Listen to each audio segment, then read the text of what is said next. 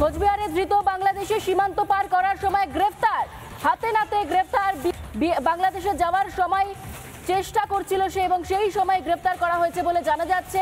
4 বছর আগে সে আসে। কোচবিহারের 3 বিঘা সংলগ্ন এলাকা থেকে এক বাংলাদেশি নাগরিককে গ্রেফতার করলো বিএসএফ। অবৈধভাবে সীমান্ত পার করে বাংলাদেশ যাওয়ার চেষ্টা করছিল ওই ব্যক্তি। বিএসএফ সূত্র খবর যে দীর্ঘ 4 বছর ধরে মুর্শিদাবাদে বসবাস করছিল ওই অভিযুক্ত। সূত্রের খবর যে মুর্শিদাবাদের একটি মাদ্রাসায় শিক্ষকতাও করতেন ওই ব্যক্তি। এমনকি ভারতে এসে আধার কার্ড এবং প্যান কার্ডও তৈরি করে ফেলে সে। ধৃতের থেকে উদ্ধার হচ্ছে বাংলাদেশের জন্ম শংসাপত্র। ইতিমধ্যে ধৃতকে পুলিশের হাতেও তুলে দিয়েছে বিএসএফ জওয়ান।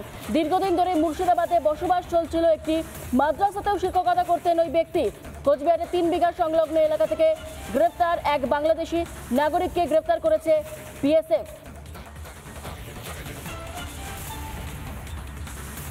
কোথায় ছিলেন? মকরমপুর, বেলডাঙ্গা, মুর্শিদাবাদে ছিলাম। ওখানে কি করতেন? ওখানে মসজিদের ইমাম এবং মাদ্রাসায় শিক্ষক। আপনার পূর্বের বাড়ি কোথায় ছিল? আপনি তো বাংলাদেশি।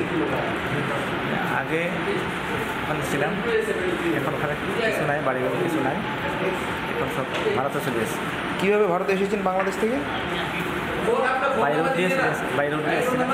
ভারতে এসে আপনি বেশ কিছু নথিপত্র তৈরি করেছেন।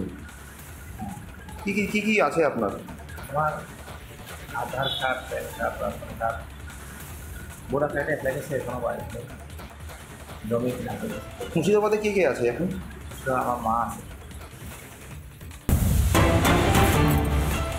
আর যে খবরের দিকে এই মুহূর্তে নজর রাখতেই হচ্ছে বীরভূমের দিকে। তার কারণ ডানা চাটা হলো অনুব্রত মণ্ডলের। কিভাবে বীরভূমেই তুলে দেওয়া হলো তৃণমূলের জেলা সভাপতির পদ, ফলে পদ খোয়ালেন এবার অনুব্রত মণ্ডল।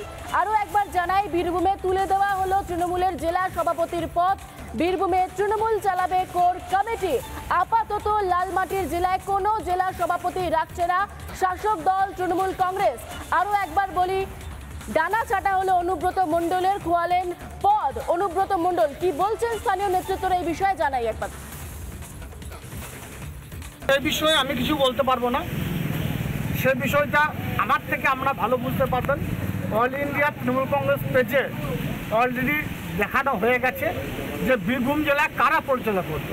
চেয়ারপারসন আছে, 7 সদস্যের কোর কমিটি আছে এবং 2 এমপিকে প্রত্যেকটি মিটিংয়ে ডাকা। অর্থাৎ বর্তমানে বীরভূম জেলা পরিচালনা করবে 9 সদস্যের কোর কমিটি।